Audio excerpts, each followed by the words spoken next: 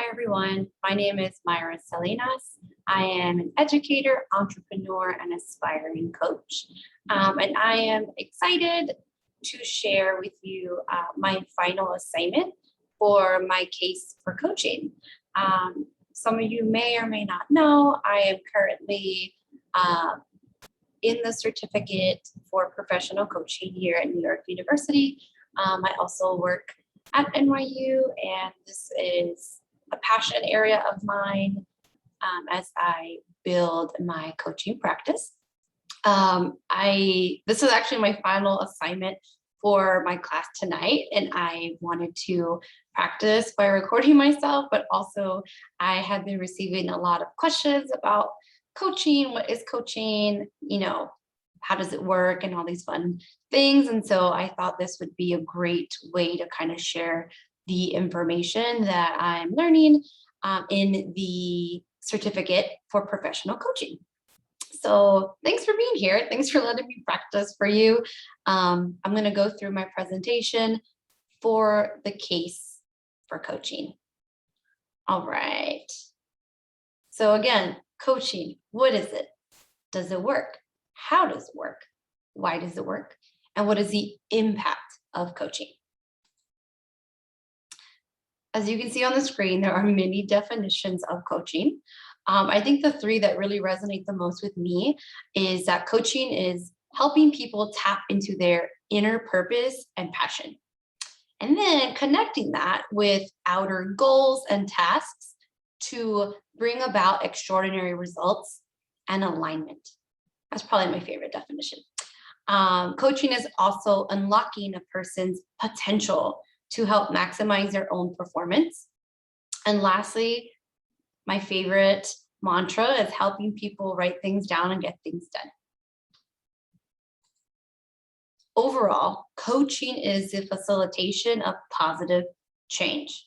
And so now we're going to distinguish coaching from other modalities so we can understand what coaching is and what coaching is not. Coaching is a process. It is contentless, it is self-directed, solution-focused, future-focused. It requires a high level of trust between the coach and the coachee. It is the ability to instill responsibility and self-awareness. And coaching is exploratory, it is curious, engaging, and more. Coaching is not teaching, directing, telling, giving advice or your opinion. Coaching is not therapy, and it's non-judgmental. Again, I want to emphasize that coaching is not therapy, consulting, or friendship. Now I have this fun matrix that helps kind of learn about coaching and the different modalities of therapy, consulting, and mentoring. And so in therapy, a therapist will ask you about your problem, right? What is a problem and why is it a problem? In consulting, a consultant will tell you the problem, right? So here is your problem. This is what you need to do to solve that problem. A mentor will tell you solutions, right? Here's what I would do. Here's how I did it. Coaching asks you about solutions. Again, solution focus, right? How can I best help you here? What resources do you need? What do you see, this happening? What do you need to make this happen, right? So anyway, coaching is asking about the solution.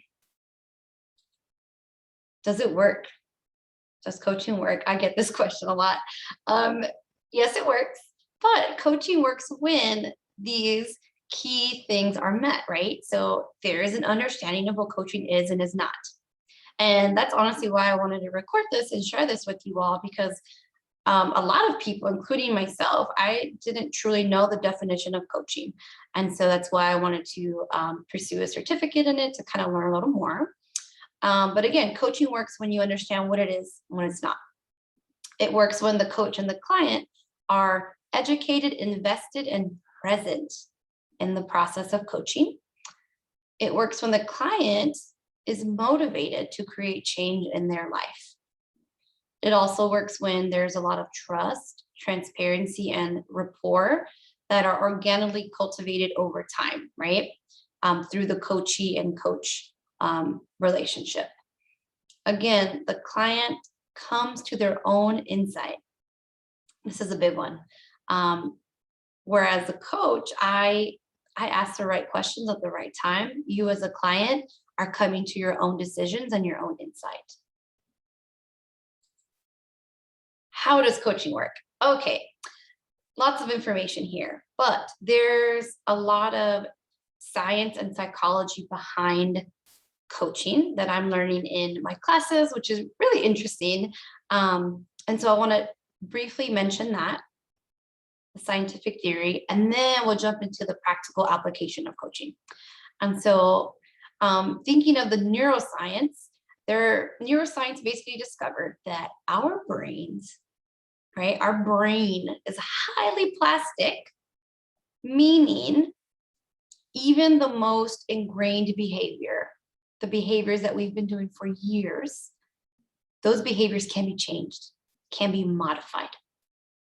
And that really ties into Carol Dweck's definition of growth mindset, where that's believing that we can still learn new things.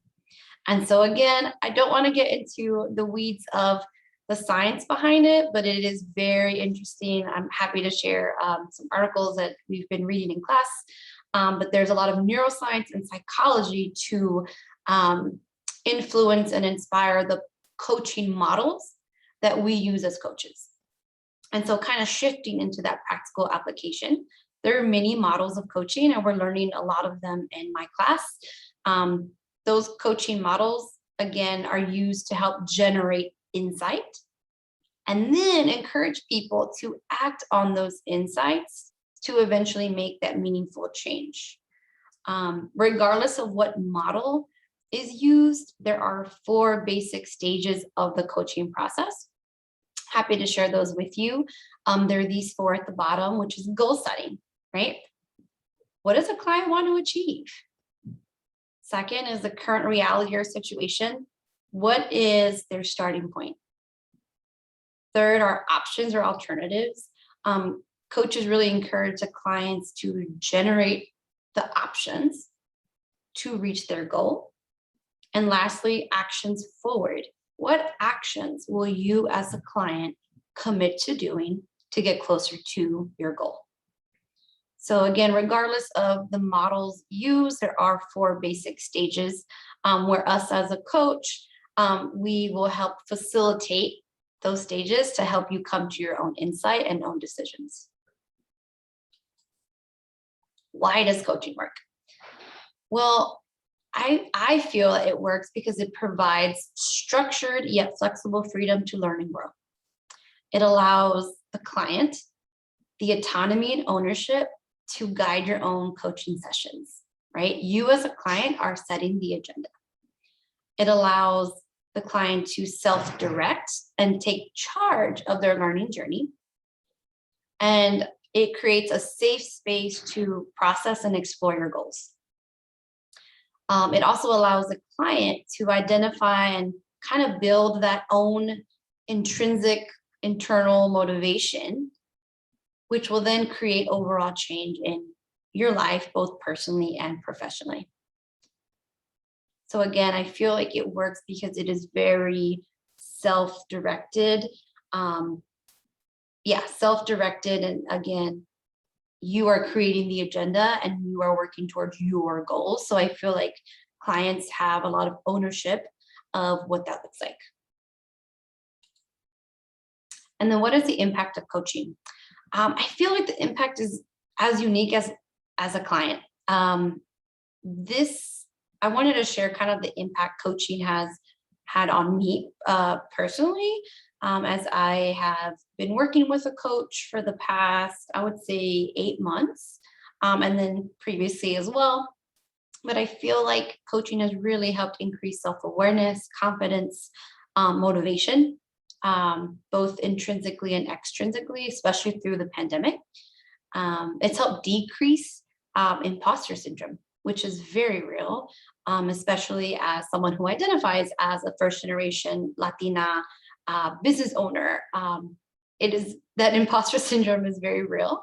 And I think coaching has really helped decrease that and helped me learn how to navigate that. In addition, I think it's increased my clarity and affirmation, my accountability and follow through, right? Not just writing things down, but getting them done. And it has increased sustainable change. So creating habits and routines and accomplishing goals that eventually help me create that sustainable change. So again, I want to emphasize that the impact of coaching is very unique, specifically to the client. And I do feel like you will get as much out of it as you put into it.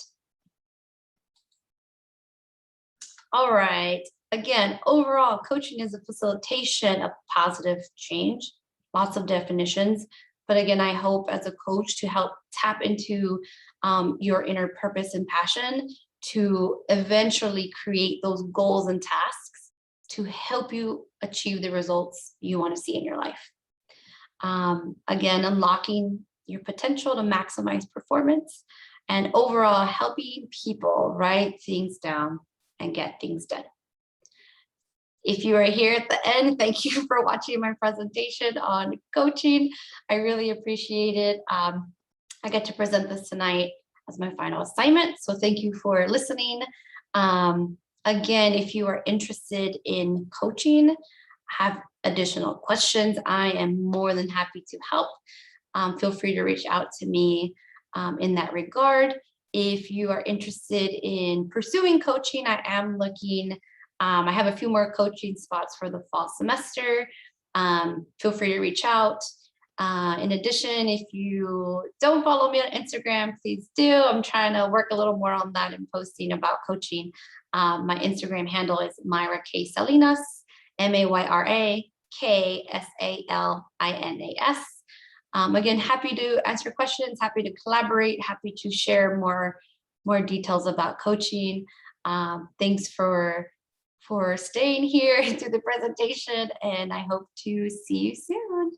Bye.